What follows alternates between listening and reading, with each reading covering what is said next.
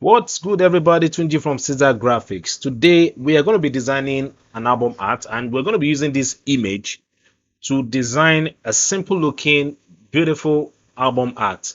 So if you need the exercise file for this tutorial, simply make use of the link in the description section of this video. And another thing I like about this project is the fact that we are going to be creating depth. We're going to be adding depth to this to the picture that we're going to be using to achieve the album art. So sit back, relax, and enjoy this tutorial.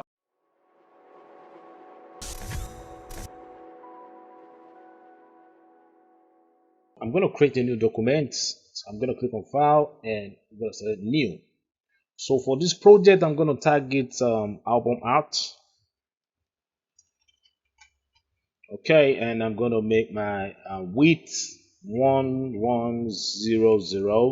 and 1100, and I'm going to make my resolution 100. Now, the frame size I'm using here is not the exact frame size for designing album art. Okay, so before working on any album art, make sure you know the size that the client prefer or the press printing the job prefer for this. Okay, so make sure you ask them the exact frame size. Okay, so the reason I'm using this frame size now is because I'm posting this on social media. All right, so I'm going to make my resolution 100. Now if this is for print, okay, I would advise you change your resolution to 300. All right, so I'm going to click on the create button now, and I'm going to drag my image in here, which is the image of the artist, and I'm going to scale this real big like so, and this should be here just like so. All right, now the first thing I'm going to do here is to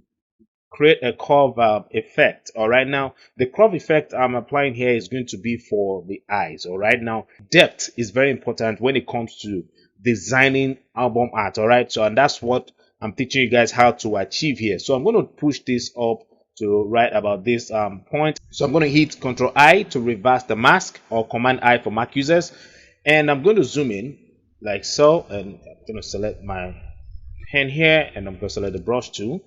So then I'll go to the brush settings here. All right, this should be turned off. So I'll go to the brush tip and make sure I'm on the soft round brush. All right, and I'm going to check transfer here. Now I'm checking transfer because, like I always say, I'm using a graphics tablet. So if you don't have a graphics tablet, you can turn down your float to 8 and you're still going to achieve the same effect. Okay, so then I'm going to zoom in to right about here. I'm going to scale down my brush. I'm just going to click, drag, and now make sure that your foreground here is set to white. All right, make sure your foreground is set to white, and I'm going to select the OK button, and I'm going to click and drag. So now when you're doing this, now make sure you're on the layer mask of the curve. All right, then I'm going to switch back to black because I think I over applied the curve effect. So I'm going to hit X on my keyboard to switch to black, and I'm going to take this out here like so. All right, now this is good. So I'll move to this side and I'll reduce my brush size like so, and I'm going to make sure that my foreground is set to white, and I'm going to drag here like so. All right, and I think I'll apply it here again. So the next thing I'm going to do now is to create what I call depth again. So I'm going to add the black and white adjustment to this, and I want to be able to separate the shadow and the highlight from the image. All right, so I'm going to change my blend mode to soft light here, and I'm going to push this down and push this up like so, and I'm going to reduce the opacity because the black and white is too strong on my layer here. All right, so I'm going to dial that down like so, and the next thing I'm going to do now is to add curve again to the project because I want to have this red feel on the face of my character. Okay, so I'm going to go to my setting here and change this to red, and I'm going to dial the red up like so. Right, and I think this is okay for now. All right, and the next thing I'm going to do is to select the brush tool, and make sure that my foreground here is set to black. So I'm going to click on this icon if I don't want to use the X key on my keyboard.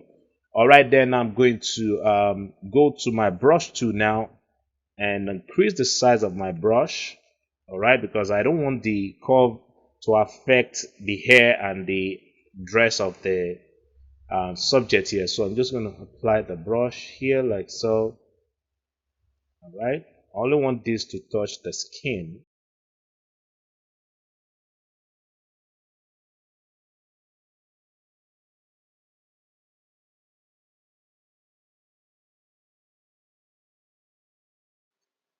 All right, so this is good. So now what I'm going to do again here is I need to take out the black and white adjustment from the background because I'm losing some of the details on the background. So I'll select the uh, layer mask of the I'm going to select the layer mask thumbnail of the black and white adjustment, and I'm going to increase my brush size and make sure that my foreground is still set to black, and I'm just going to take it out from here. So now when you're doing this, you need to be careful not to make it touch the skin of your subject here. All right, so let's going to take it out from here. So all right, this is making sense now. Another thing I'm going to do again here is to make the background of my subject here have little touch of green. All right, so I'm going to go to color balance now, and on my midtone here I'm going to drag this to this side. All right, and under my shadow I'm going to make the same move again and just push this here, and I can just push this a bit to this side. Then go to the bottom, just push this here like so. Now this is good. So I'm going to select the brush tool again, and I'm going to make sure that my foreground here is set to white, and I'm going to take this out from the skin. All right, so I'm going to apply my brush now. Right now, make sure you're on the brush tool when you're doing this, and make sure you're on the thumbnail of the color balance. Excuse me, I need to be on black, not white. So then I'm going to apply that here. So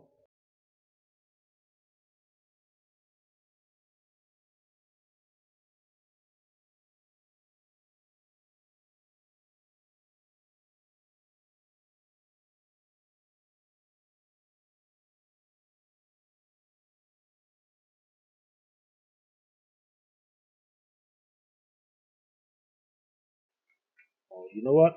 Let's just make it have less green. So I'm going to go back to the color balance, and I'm going to push this here. I want it to have this green blue feel. So I'm just going to push this here like so.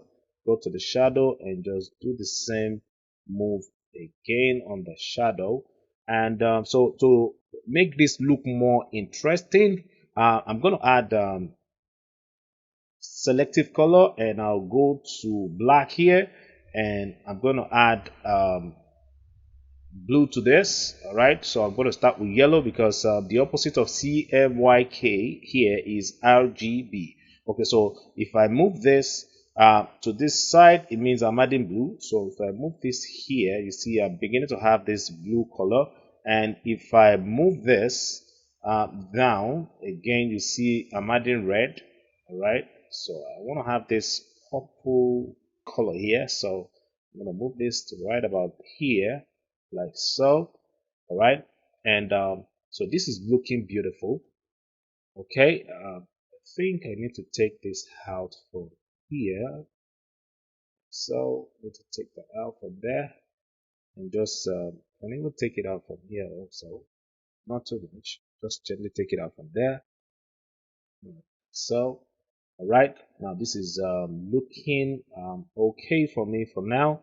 And the next thing I'm going to do is to add my smoke effect. All right, so I'm going to drag my image here in, and I'm going to make this bigger. I'm going to hit the enter key now, and I'll go to filter, blur, and I'll select Gaussian blur. All right, and I'll make my radius 4.2 like the way I have it here, and I'm going to select the OK button. So next thing I'm going to do here is I'm going to move this above the selective adjustment.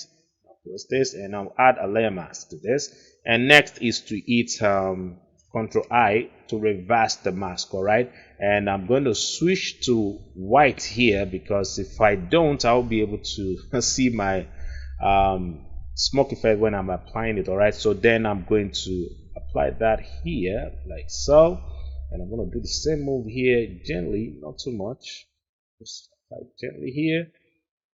All right, I'm going to do the same thing here like so. All right, and I'm going to create a new layer. All right, and I'm going to call this blue, and then just hit the OK button. All right, and then I'm going to click once like so. No, it should be blue, it should be green blue. All right, so I'm going to move this here so, and this should be here. All right, let's just make it blue. Let's make it blue. So I'm going to move this here and select the OK button and click once, and then I'm going to make this bigger like so and position this here, and then I'm going to change this to screen. All right, and move this out a bit. Right, so this should be somewhere around here. Now you see our project is beginning to look interesting. All right, and the next thing I'm going to do is to create a new layer again and call this highlight. All right, then I'll go to my foreground again, and I'm going to make this brighter and click the OK button, select the brush tool, and reduce my brush size and click once. Now don't forget, before applying the brush, make sure that you change your flow back to 100. All right, so then I'm going to go to my move to here and activate the free transform and make this bigger and position this here and hit the enter key on my keyboard and position this here. Then the next thing I'm going to do again is to add exposure to this. All right, so I'm going to click on the exposure adjustment and just dial this up, and I'm going to hit Ctrl I to reverse the mask and select the brush tool, and then increase my brush size and then click twice. All right, so first click and increase and click once again, and then we have this. All right, then another thing I'm going to do again is to zoom in, because I really want to have this light effect on this side of my character, and I'm going to create a new layer and call this speck,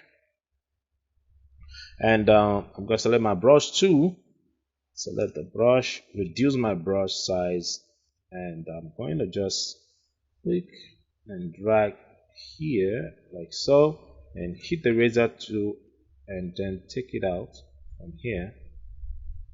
So, all right, you can even take it out from here.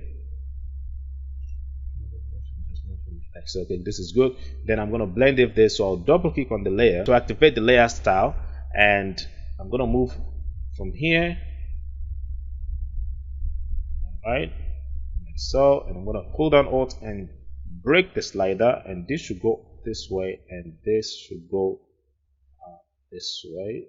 So, all right, and I'll use the eraser tool to just take the brush out a bit like so. Just take it out here like so. This is good.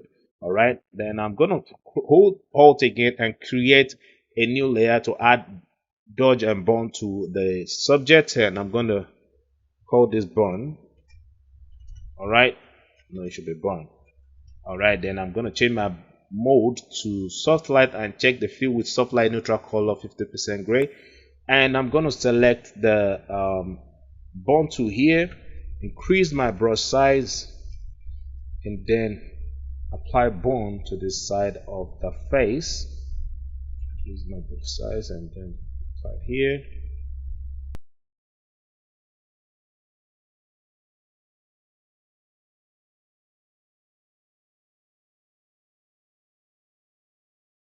So before and after. Now if I zoom out, you see our project is already looking interesting.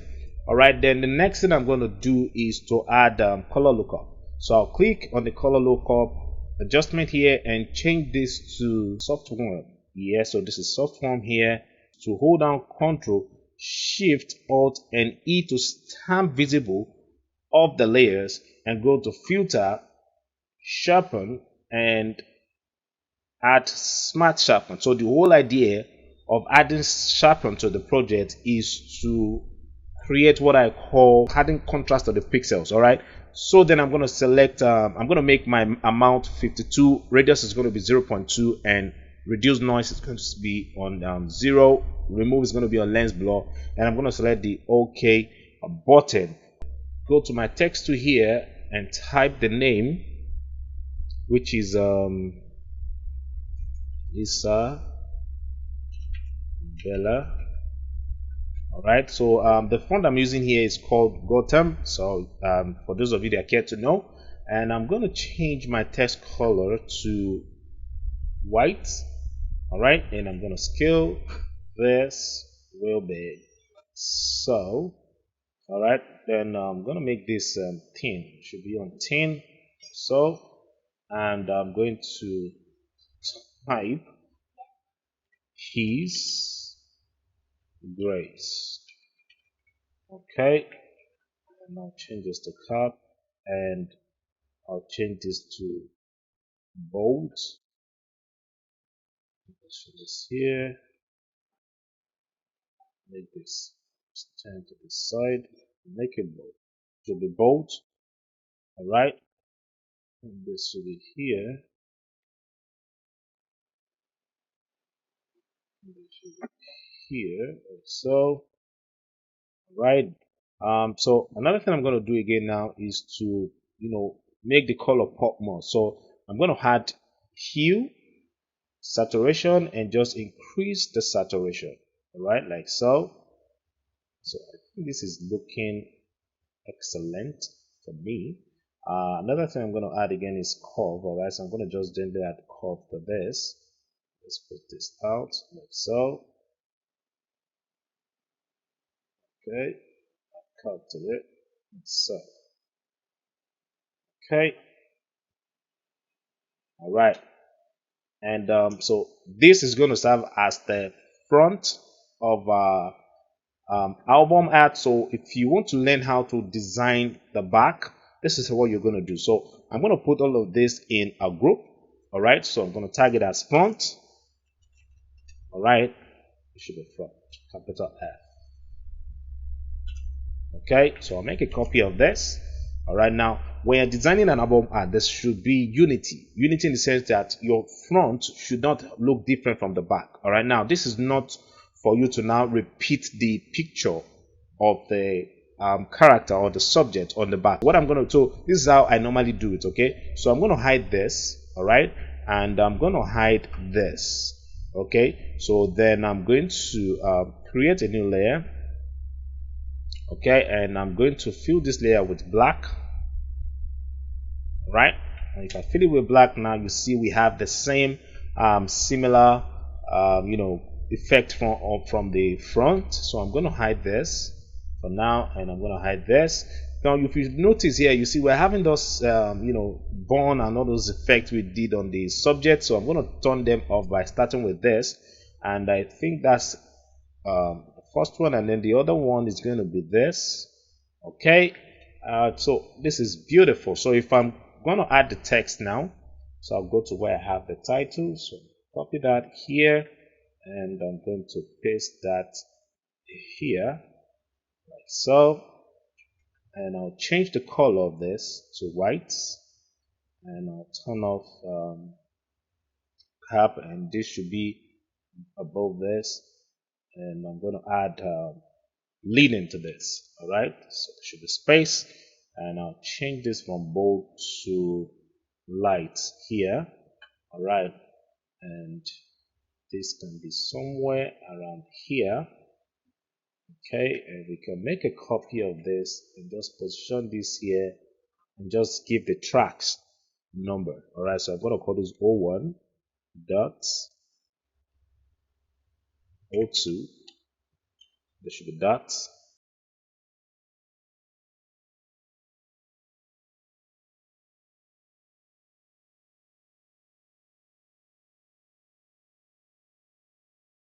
All right, so I'm sure some of you are wondering, why didn't I just put the numbers in front of the tracks? Now, if I do that, it will affect the arrangement. All right, it will affect the alignment of the of the tracks. All right. So I'm going to move this here. So, and I'm going to move this here. Then I'm going to put them in a group. All right. The advantage of putting them in a group is so that when you move, if you want to move the tracks, you move it together with the numbers. All right. So you can position this wherever you want it. You can position it here, but make sure you don't position it here, because position it here is going to make people find it difficult to see the track. So I'm going to position it here where people will find it easy to see. So another thing we can do again is to position this here. All right. This is too close to the edge of my frame, so I can position this here, and I am going to go straight to the front cover. All right, and duplicate the name and the title and drag and position it above the tracks like so. All right, and you see that we now have a beautiful album art design. All right, and that's it. All right, so this is the final project. I believe you enjoyed this tutorial, and if you have not subscribed, don't forget to hit the subscribe button, and remember to click the post notification bell so you get notified when I post my tutorials. Share, like, and comment on this video, and I'll see you again in the next one. Peace.